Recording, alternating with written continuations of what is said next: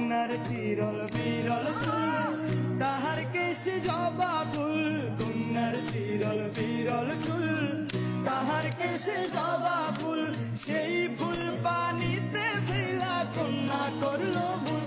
কন্যা ভুল করিস না, কন্যা ভুল করিস না। আমি ভুল করা কন্যার লগে কথা বলবো না। একটা ছিল সোনার কন্যা, মেঘবরণ কেশ।